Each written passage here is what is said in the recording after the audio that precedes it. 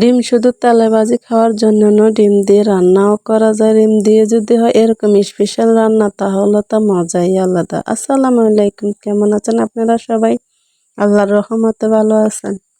আমি আপনাদের দিন এবং কুকিং রান্নাঘর চ্যানেল থেকে আপনাদের সবাইকে স্বাগতম। আজকের নতুন স্পেশাল ভিডিওতে আপনাদেরকে অভিনন্দন ও ভালোবাসা। আজকে আমি আপনাদের সাথে আলোচনা করব সূরা জিলজালা নিয়ে। আল্লাহ পাক সূরা জিলজালাতে কি বলছে ওই বিষয়ে কিছু সংক্ষিপ্ত আলোচনা করব। আশা করি আপনারা ফুল ভিডিওটা দেখবেন, আপনাদের খুব ভালো লাগবে। এই রঙের দুনিয়া, রঙের খেলা। নিঃশ্বাস আছে তো এহকাল, নিঃশ্বাস চলে গেলে পরকাল। দুনিয়ার রং তামাশায় আমরা মুগ্ধ হয়ে গেছি। না আছে ইমানের খবর, না আছে আমলের খবর। ফিতনা ফাসাদের যুগও যদি আমরা আমাদের ইমানকে কিভাবে আল্লাহর ভয় অন্তরে আনি ঠিক রাখবো, একজন মুমিনের চিন্তা হচ্ছে ওইটা। আল্লাহ পাক বলছে তোমরা মুসলমান না হইয়া কবরে আসিও না। আল্লাহ পাকের দরবারে মুসলমানের বড় দাম। মুসলমান কে, যার হাত ও জবান থেকে অন্য মুসলমান নিরাপদে থাকে। আজ আপনাদের সাথে আমি আর তেমন বেশি কিছু বলবো না। বিসমিল্লাহির রহমানির রহিম। ইজা জুলজিলাতিল আরদু জিলজালাহা ওয়া আখরাজাতিল আরদু আসকালাহা ওয়া ক্বালাল ইনসানু মা লাহা ইয়াওমাইযি তুহাদ্দিসু আখবারাহা ইয়াওমাইযি ইয়াসদুরুন নাস ওয়াস্তাতলি'আ আমালাহুম فمن يعمل مثقال ذرة خيرا يره ومن يعمل مثقال ذرة شرا يره। যারা কোরআন পড়তে পারে তারা এই সূরাটা চেনে, এই সূরাটা পারে। আর এই সূরার ভিতরে আল্লাহ পাক কি বলছে ওটা হয়তো আমরা অনেকে জানি, আবার অনেকে জানি না।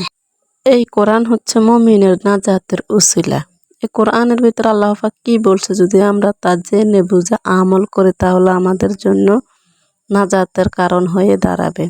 আল্লাহ পাক প্রত্যেকটি সূরার ভিতরে সুন্দরভাবে ব্যাখ্যা দিয়েছেন, অর্থ দিয়েছেন। কইছে তোমরা জেনে বুঝে কোরআন পড়ো, অর্থ সহকারে পড়ো। কিন্তু অর্থ না পড়লে যেন গুনাহ হবে, কোরআনে সওয়াব পাওয়া যাবে না, বিষয়টা তা না। আপনি অর্থ পড়লে বুঝবেন। এই জিলজাল সূরার প্রথম আয়াতে আল্লাহ পাক বলছে যে আমি এই যে পাহাড় দেখতেছো, এই যে পৃথিবী দেখতেছো, এই যে আসমান জমিন দেখতেছো, পাহাড়গুলা দেখতেছো, সাগরগুলা দেখতেছো, আমি এগুলাকে চূর্ণ বিচূর্ণ করে দেব।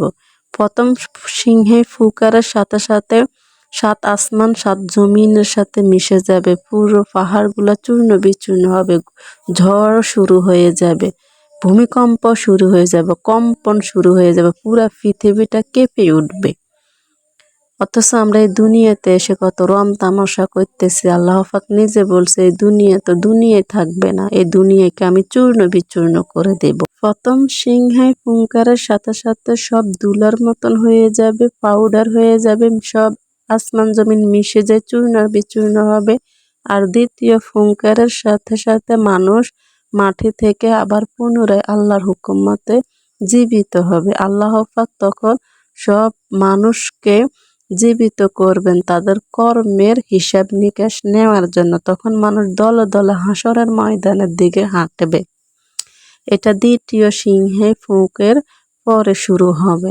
মানুষ তখন বলবে এ কি শুরু হয়ে গেল, পৃথিবী এত কাঁপছে কেন, পৃথিবী এরকম করে থরথর করে কাঁপছে কেন, এ কি ঘটল।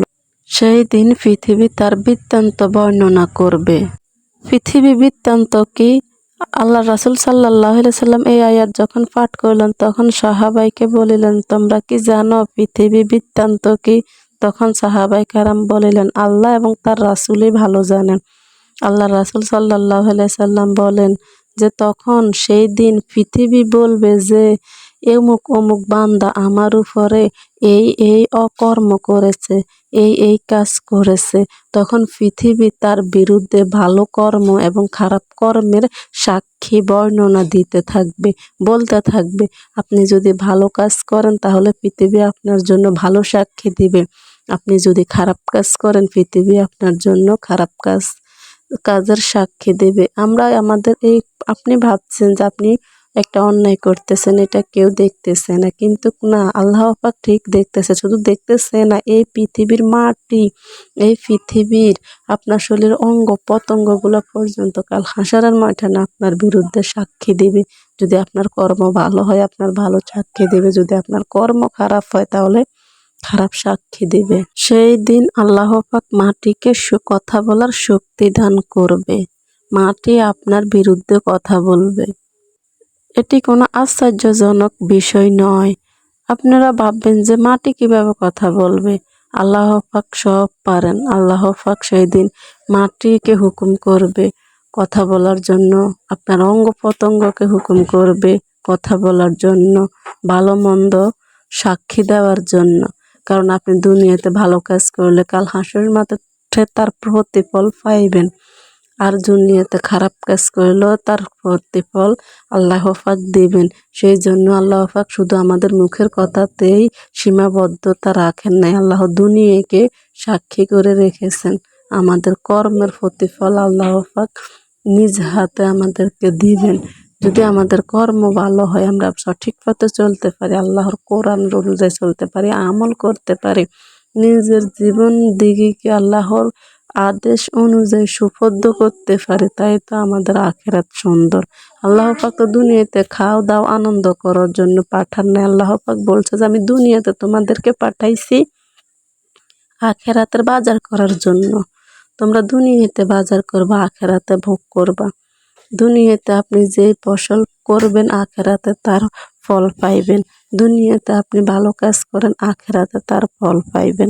সেই দিন কিছু লোক ভয় শূন্য হবে, কিছু লোক ভয় ব্যর্থ হবে, কিছু লোক রং গৌরবর্ণ হবে, কিছু লোক কালো বর্ণের হবে। যেমন জাহান্নামীরা কালো বর্ণের হবে, জান্নাতীরা থাকবে রূপ সুন্দরে। আর কিছু লোকের থাকবে না কোনো ভয় পেরেশানি। আমরা যদি আখিরাতের কথা চিন্তা করি, এই দুনিয়ায় আমাদের জন্য কিছুই না, চিরস্থায়ী আখিরাতের কথা আমাদেরকে সময় থাকতে ভাবতে হবে, যেখানে আমরা অনন্ত বছর থাকব, যেখানে আমরা আমল ভালো নিয়ে যাইলে শান্তিতে থাকতে পারবো। আপনাদেরকে আমার এই কুকিং রান্নাঘর চ্যানেল থেকে স্বাগতম। আমার এই চ্যানেলে সবসময় আমি চেষ্টা করি ভালো কিছু দিনের উপদেশ দেওয়ার জন্য। আমার এই ছোট্ট জ্ঞান, আমি যতটুকু আল্লাহ পাক আমারে এলেম দিয়েছে, আমি এতটুকু অন্যের মাঝে বিলিয়ে দিতে চেষ্টা করি। সবাই ভালো থাকবেন। নেক্সট ভিডিওটা দেখার জন্য।